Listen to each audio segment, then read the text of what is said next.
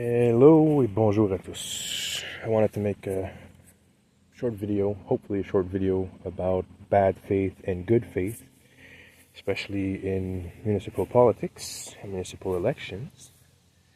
I'm on the Prescott Russell Trail, enjoying a beautiful, beautiful day. And I think I'm going to keep filming nature instead of filming myself as I talk, because it's really distracting and I find a bit narcissistic. So yeah, bad faith, good faith. Bonne foi, mauvaise foi. C'est quoi la différence? Bonne foi demande facilement d'aimer son prochain comme on espère se faire aimer. Et mauvaise foi demande qu'on traite les autres comme qu'on se fait traiter. Donc, il y a une distinction entre les deux.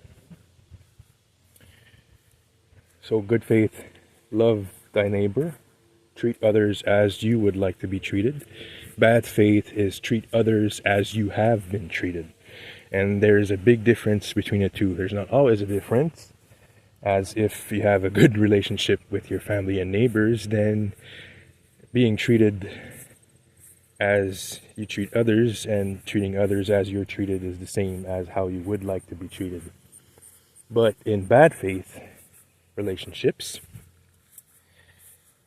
you treat others in the way that you've been treated. So if you've suffered injustice, you're likely to impose or project that same injustice on the people around you. And so that is bad faith relationships, is treat others as you have been treated. And that creates a cycle of violence that continues generation after generation. Right? Let's keep going that way. So, bonne foi, traiter les autres comme on aimerait se faire traiter, c'est pas nécessairement contre le concept de traiter les autres comme on aimerait se faire traiter, parce que si on a une bonne relation avec nos voisins puis notre famille, les deux c'est la même chose. On traite les autres comme on se fait traiter, on traite les autres comme on aimerait se faire traiter. Il n'y a pas nécessairement de différence entre les deux. Mais il peut y avoir une différence. Souvent, quand on subit des traumatismes, quand on subit de l'abus, quand on subit de l'exploitation, surtout dans notre jeunesse, on subit des injustices avec aucune résolution, on a tendance à apprendre à traiter les autres comme on s'est fait traiter. À agir de manière violente comme les autres ont agi de manière violente envers nous. Donc c'est là où vient la distinction entre la bonne foi et la mauvaise foi. Et quand ça vient à la politique municipale, ça, c'est vraiment important qu'on établit une relation de bonne foi, parce que la campagne électorale donne un peu une image de qu'est-ce qu'on peut s'attendre des candidats une fois élus. Donc, si un attentat, si on essaye de rejoindre le monde, de leur parler, moi je fais du porte-à-porte principalement, j'essaie de parler le monde un par un. Là, je fais une vidéo pour essayer un peu d'expliquer la différence entre les deux, pour que quand ça vient le temps de vous parler en face, on a un sujet en commun qu'on peut plus explorer en détail. Parce qu'en ce moment, c'est très superficiel ce que je donne. C'est vraiment juste de l'information de base. Donc, c'est quoi en politique municipale quand on se traite les autres comme on aimerait se faire traiter? Ben, c'est de ne pas considérer les autres comme un produit ou un client, comme on a tendance à le faire dans le marketing, dans le monde des compagnies privées, même au niveau du gouvernement, quand ça vient à essayer d'éviter la liabilité et la responsabilité d'une position. Donc ça, c'est de mauvaise foi. Et souvent, n'importe qui peut au moins ressentir quand on se fait traiter de mauvaise foi. À cause que c'est facilement comment je pourrais dire ça? En conclusion, le résultat en bout de ligne, c'est que la personne qui nous a menti ou qui nous a fait croire des choses, elle profite de la situation, tandis que nous, on opère encore dans le statu quo. Surtout justement comme politique municipale, où on vient à faire des promesses de changement, de changer des choses qu'on n'aime pas. Si les choses continuent à perpétuer, puis la personne continue à profiter et devient impossible à rejoindre une fois élue, c'est là qu'on voit que la personne avait une implication de mauvaise foi. So if your municipal councillor or your mayor or the candidates starts having a relationship with you and promises things and say that they're going to make change and that they're going to communicate with the public, and then when it comes to being in power, that doesn't happen, then something is wrong, right? Yeah. Right. Just talking with a member of the public, meeting their nice little dog. Anyway, what was I talking about? Good faith, bad faith. So broken promises. And then when you try to reach out to somebody that makes broken promises, they become invisible. They become impossible to reach out. So how would you know if that person is susceptible to that kind of behavior during the elections? Well, first of all, I've been hearing through the grapevine that some members of the public would like to become candidates and have potentially already decided to become candidates, but have not submitted an application as they are waiting at the very last minute to do so. So if we're talking about good faith and bad faiths, question becomes, why would you wait at the very last minute to register yourself as a candidate and discuss politics with the public if you're confident that you're going to make good decisions for the public and you're confident in your ability to listen to the public? Why wait? It seems to become a very common, normalized attempt at sort of corporate marketing, where you try to make a brief but big splash to keep yourself in the minds of your clients, and at the same time minimize the amount of criticism that you can be open to during a prolonged campaign. Right? So you're minimizing your own liability at the expense of communication, of participation, of democracy. And so what you have is an individual that is potentially acting in bad faith, so that when in power, the goal remains to minimize liability. Right? If the individual doesn't want to be responsible for any promises or statements that he makes during an election, then what about when they're faced with non-disclosure agreements, when they're faced with litigation from members of the public, when they're faced with closed councils? How are they then going to try to communicate with the public when they become legally obliged not to do so? Right? So that creates a sort of precedent into the behavior of how you're going to have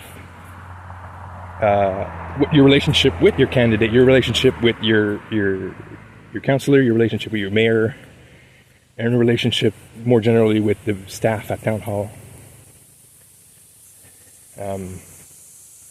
So it's not you're not setting a good precedent during elections to say that, oh, you're going to be open, you're going to promote communication, you're going to promote responsibility, and you're not going to try to delegate through liability and through tactics that are known by the corporate sector. Right? So you got to be careful, and especially because this behavior is normalized. This behavior is very normal in Canadian politics. because of how much regulatory capture corporations have over the government. So it normalizes corporate tactics for profit in government roles, especially when you have a revolving doors of senior officials being able to get high-ranking positions in multinational corporations, or vice versa, high-ranking officials being able to become members of government. But that's neither here or there. That's a problem for the province and the federal, not the municipal. But it's still something that we need to be aware of at the municipal level, especially when saying yes to everything that the federal or provincial government tells us to do. There are some scenarios where we can push back. And so you become disenchanted with the system. We have less than half of registered voters voting in municipal elections, and it'd be nice to have more than that. But it's really hard to get people engaged in that process if I'm the only candidate and the person that has decided to run against me is not registering in order to get a advantage in the marketing corporate way. And so probably what's going to happen is register at the last second, so in order to put up signs, which is the traditional method of getting recognized in Canada, Canadian politics, is just to put up a sign. Because why would you need to talk to the public? Why would you need to go face to face and have a conversation when you can just put up a sign or make a video, right? Especially when the video is the limit to the conversation, the narrative that you're hoping to have with the public. I'm trying to break the ice with this conversation with the video,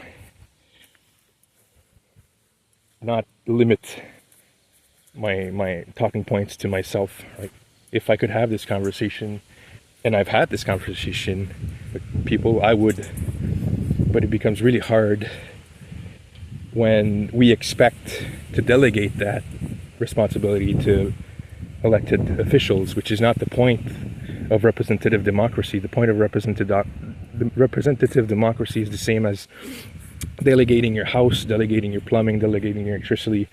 When you have another specialist do the work for you,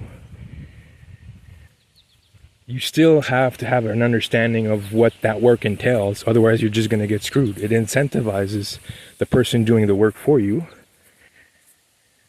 to screw you over. If you have absolutely no idea what the person is supposed to be doing, then you can be sold whatever.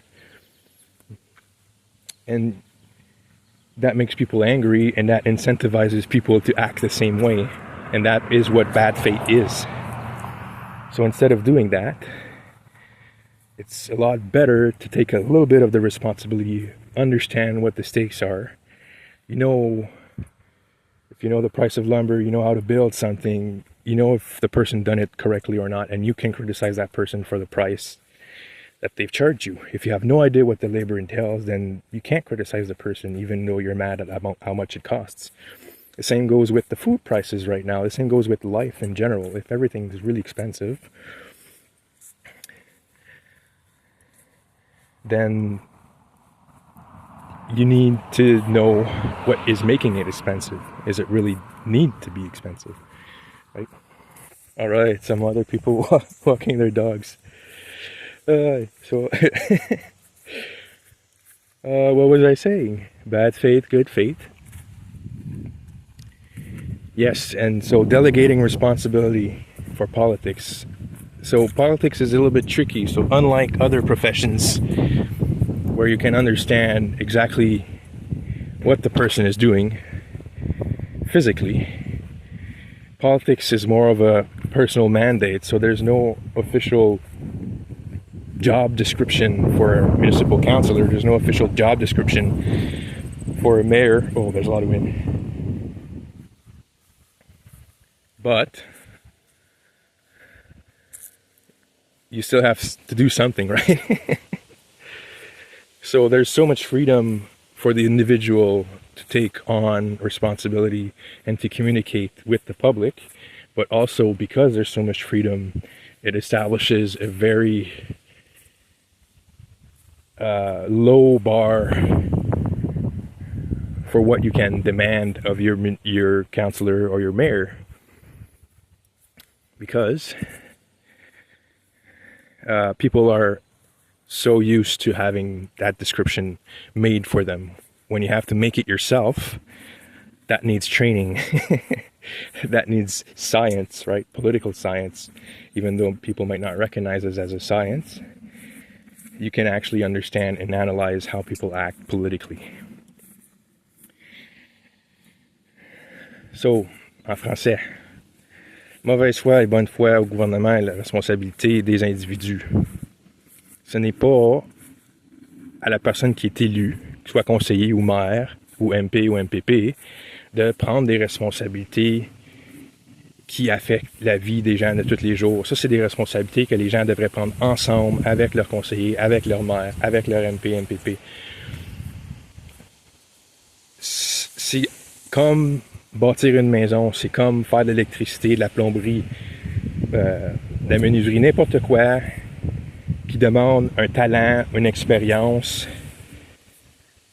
demande à la personne qui achète ce talent et cette expérience-là d'au moins comprendre c'est quoi les enjeux. Parce que sinon, ça l'incentivise, je ne sais pas le mot en français, ça l'encourage, la personne qui te vend le service, à tout simplement te crosser. Si tu n'as aucune idée de quoi le service contient, que ce soit acheter une maison, que ce soit acheter un véhicule, que ce soit acheter de la bouffe au supermarché, les chances sont que tu vas acheter quelque chose de moins bonne qualité pour un prix beaucoup trop élevé. Simplement parce que tu n'as pas la capacité de responsabiliser la personne qui essaie de te crosser. Tu n'as pas l'information. Donc moi, dans ma plateforme, en faire mon porte-à-porte, dans mes vidéos, le but, c'est de donner l'information aux gens. Qu'on puisse faire cette conversation-là, avoir une conversation ensemble. Hein? Right. Donc, la question reste, est-ce qu'on est capable d'avoir la conversation? C'est quelque chose que j'ai demandé dans une vidéo auparavant, puis que je vais continuer à demander, que ce soit face à face ou au travers les médias.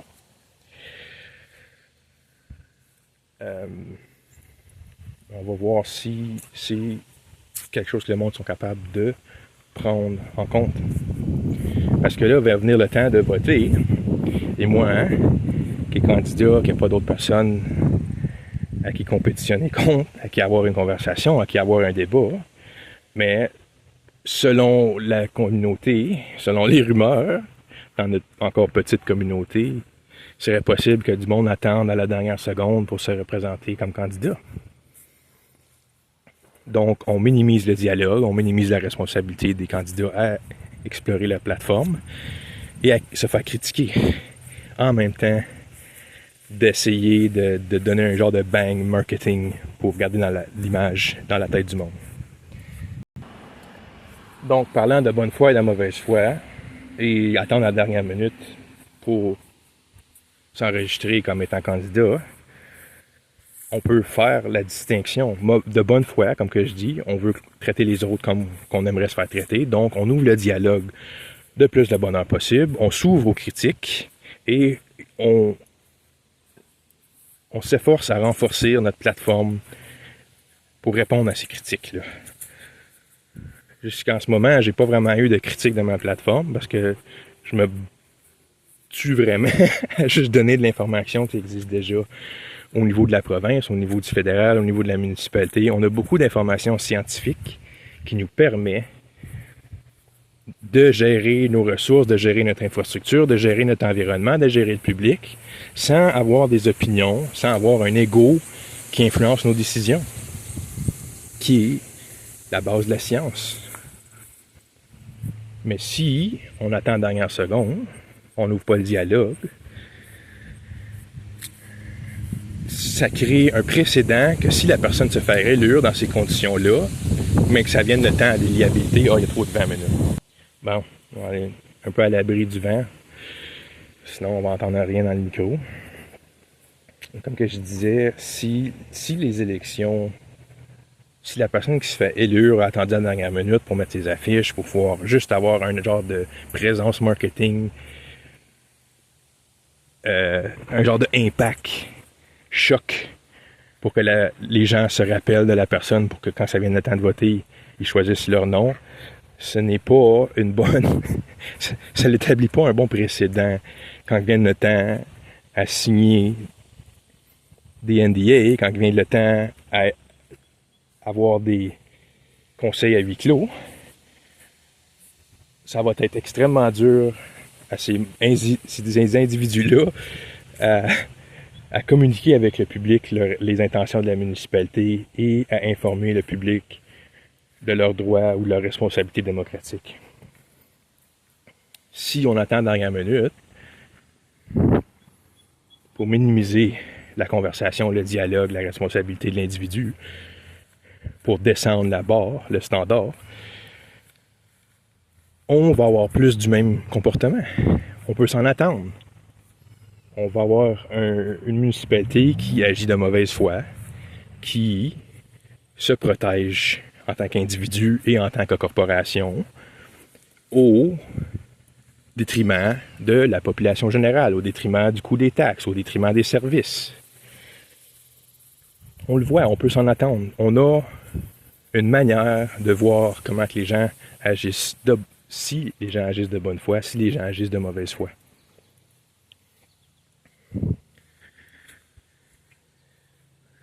Donc, c'est un peu navrant parce que j'aimerais engager les gens en conversation politique, mais c'est extrêmement difficile quand que, des deux côtés, un agit comme si c'est la responsabilité de l'autre, et un prend avantage du fait que c'est la responsabilité des deux pour se donner le contrôle de la situation sans nécessairement donner les bénéfices ou de répandir les bénéfices dans la communauté. Comme que je disais, il n'y a pas de contrat ou de description de la position comme qui est dans une position de privé ou même par le gouvernement en l'office. Il n'y a pas de contrat qui dit spécifiquement c'est quoi les conditions de l'emploi. Ou c'est qu'est-ce que le conseiller ou qu'est-ce que le maire, qu'est-ce que l'MP devrait faire. Ça vient presque entièrement sur le dos de l'individu de décider c'est quoi le standard qu'il va établir pour lui-même et pour ses constituants, qui est unique vraiment dans les emplois canadiens. Donc ça crée une opportunité donc de monter le standard, de prendre plus de responsabilités, de communiquer avec le public malgré les risques, pour comprendre que si on n'a pas la conversation, ça va juste nous coûter plus cher dans le long terme. Ça ne dérange pas c'est quoi le sujet. Si on essaie de traiter le public comme du livestock qui a besoin d'être géré, on va agir. On va agir comme si le monde n'a pas de droit. On va agir comme si le monde n'a pas de décision à prendre. Et il ne faut pas encourager cette mentalité-là. Donc, il faut participer.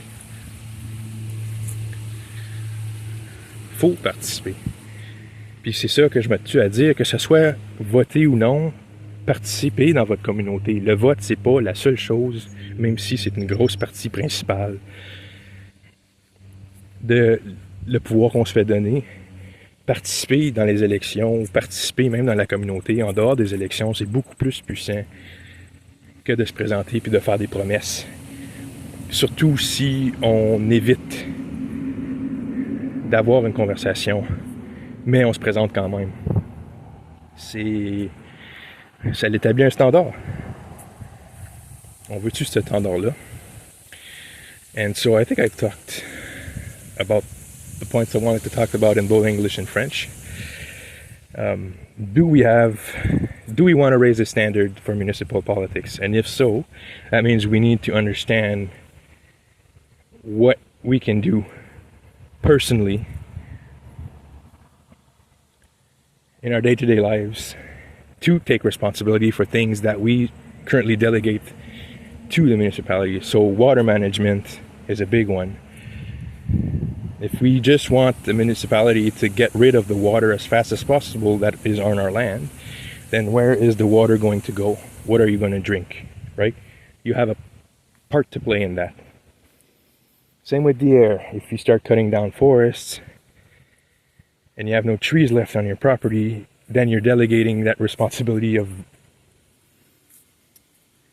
purifying your air to someone else when you had that resource on your property, right?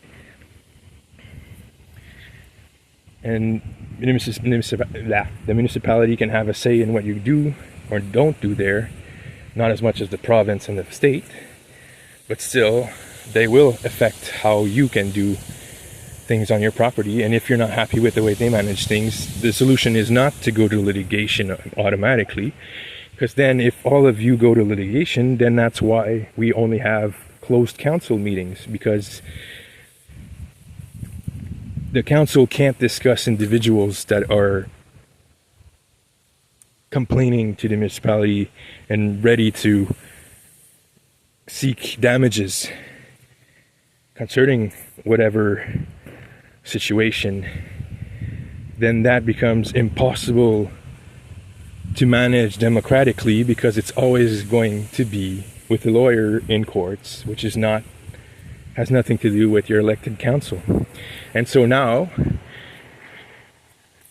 it seems like councillors, mayors like to say that they don't have any power and that all powers go to the township or the unelected officials and the staff. And sometimes the staff like to believe in that as well.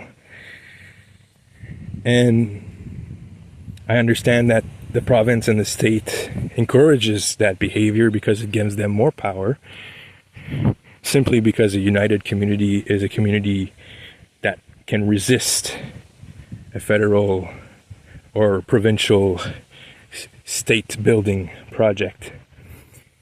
Speaking of bad faith politics, that is a good one. So when you get millions and millions and millions of dollars to replace having a conversation or a relationship with your constituents, you can hide a lot of corruption in those systems. And that's why we like big projects in government, whether it be conservatives, liberals, NDPs, Parti Québécois. Everyone loves a really big project that can bring a lot of bribes, essentially. And so in municipal politics, we cannot have that same behavior.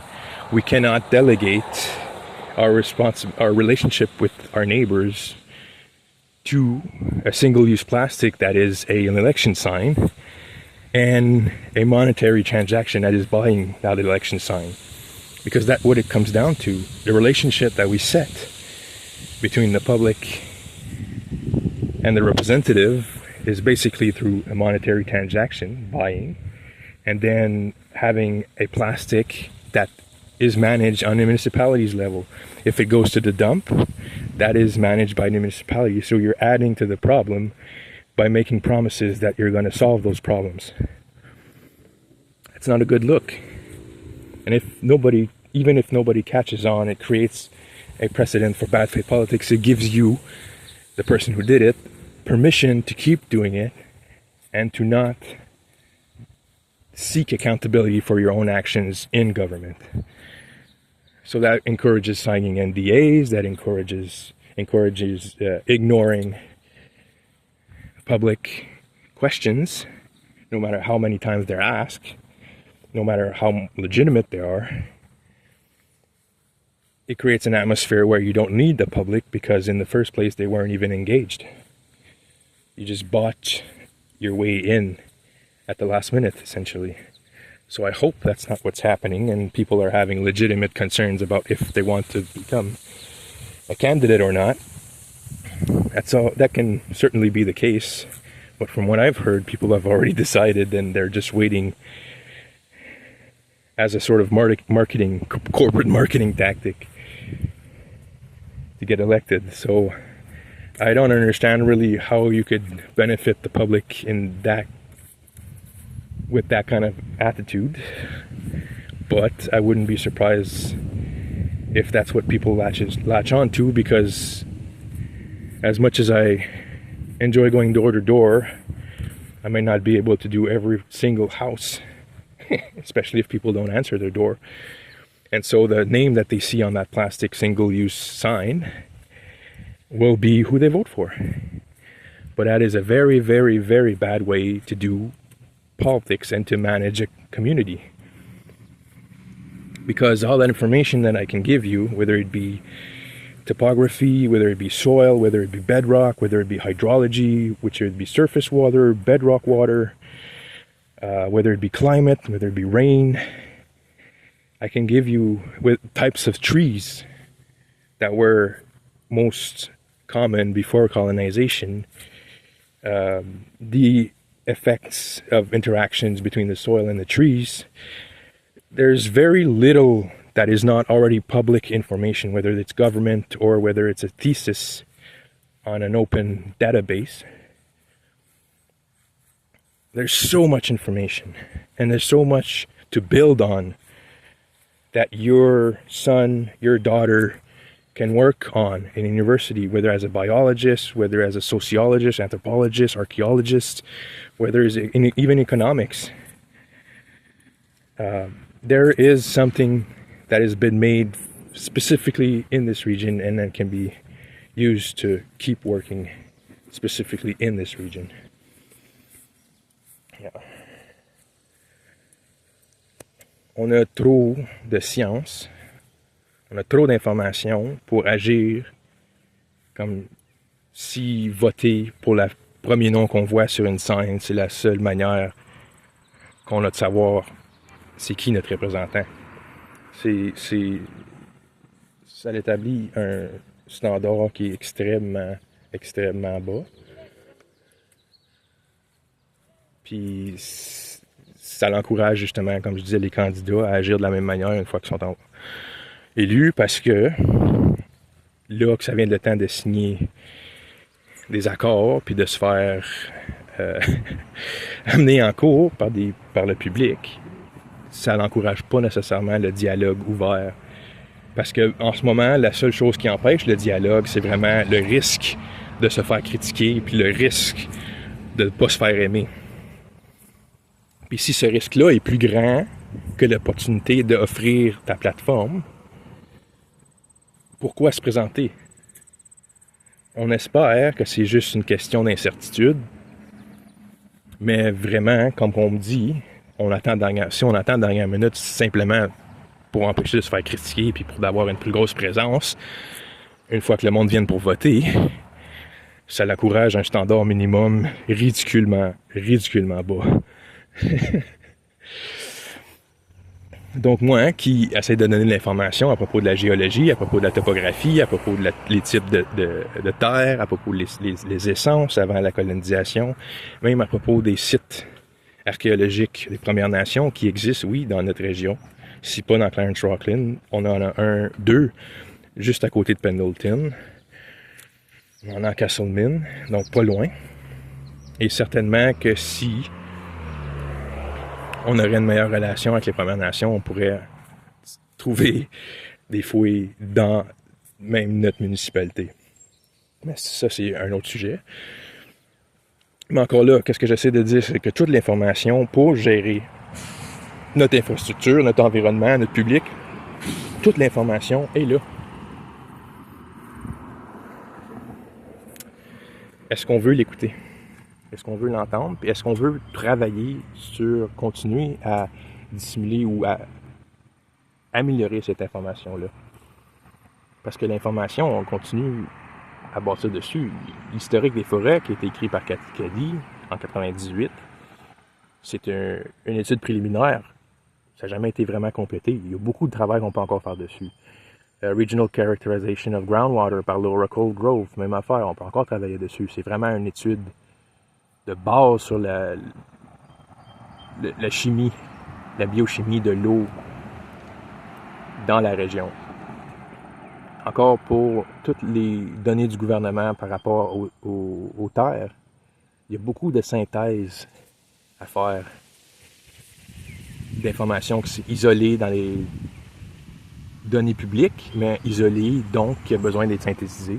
Ça, c'est quelque chose qu'on peut donner à la prochaine génération si on leur donne une raison de rester dans la région, si on leur donne une raison de travailler sur leur environnement. Mais si on établit un standard où est-ce qu'on essaie de se protéger le cul avant même d'établir un dialogue, à qu'est-ce qu'on peut s'attendre vraiment de la municipalité et de notre gouvernement, ou même de notre voisin, ou même de notre famille? C'est pas un bon standard à avoir, parce que quand on établit un standard de même en public, dans notre vie professionnelle, ça l'encourage aussi à établir le même standard en privé, avec notre famille, avec nos voisins. Donc, on ne veut pas parler avec nos voisins, on ne veut pas parler avec notre famille si on n'a pas un intermédiaire qui nous protège entre. Donc, au travers le médium, médias sociaux, au travers le téléphone, au travers l'Internet, on établit toutes nos relations de manière à ce qu'on peut éviter le critique qui, en politique, encourage le monde à se traiter comme ils se font traiter et non comme ils aimeraient se faire traiter. On encourage la mauvaise foi à la place de la bonne foi. Oh my God, ça fait déjà 36 minutes que je parle. Alright. J'en ai tellement plus long à dire, puis j'aimerais tellement en dire plus long, mais... je pense même pas que le monde va écouter 20 minutes, en espérant que oui. Si oui, félicitations. Puis soyez pas insultés. Moi, je vais prendre en compte des plantes et des arbres et de la flore et de la faune qui poussent, parce que c'est comme ça qu'on prend des bonnes décisions, en sachant qu'est-ce qui se passe dans la région. Le plus de temps qu'on peut passer dans la région à regarder la terre, le mieux préparé qu'on est à prendre des décisions politiques. Moi, je ne veux pas prendre des décisions que je ne considère pas pouvoir faire moi-même physiquement. Donc, j'ai aucune intention de trouver des solutions qui donnent la responsabilité à quelqu'un d'autre de faire le travail, parce que ça, en bout de ligne, ça va impliquer, pas vraiment impliquer, ça va sous-entendre que moi, j'ai une position supérieure dans ma société, que je mérite meilleur que la personne qui doit faire le travail, qu'elle ne prend pas les décisions, mais qui doit quand même implémenter les décisions que moi je prends. Et c'est facile à voir que si c'est comme ça qu'on prend nos décisions, mais la personne qui prend des décisions, elle n'a aucune idée de quoi qu'elle parle, parce qu'elle n'a jamais fait le travail, puis la personne qui fait le travail, elle n'améliore pas la situation parce qu'elle ne sait pas pourquoi qu'elle travaille. Donc, si on ne sait pas pourquoi, dans le long terme, on fait notre ouvrage, ça ne donne pas de la bonne ouvrage. Puis si on travaille d'une manière à ce qu'on sait qu'il donne des mauvais résultats, parce que la personne qui nous dit quoi faire n'a jamais travaillé, donc, ça crée, comme on peut dire, un shit show. If the person making decision doesn't have the intention of doing the work himself or herself, then that decision will ultimately be about hierarchy, about status, and about deciding who gets to do the work and who does not deserve to live at the same level of comfort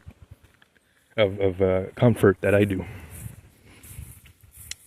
Joe Pyeweed. Nice.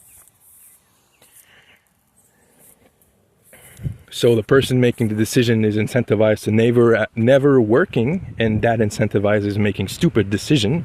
And the person actually doing the work does not know why is doing the work, and so that incentivizes bad work.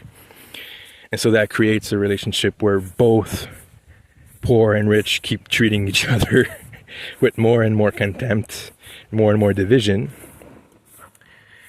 And so instead of doing that, how about we just establish open dialogue and we become open to criticism? So far, I haven't faced any really criticism because I haven't faced anybody that would like to look at the information that I've given. Hopefully that changes.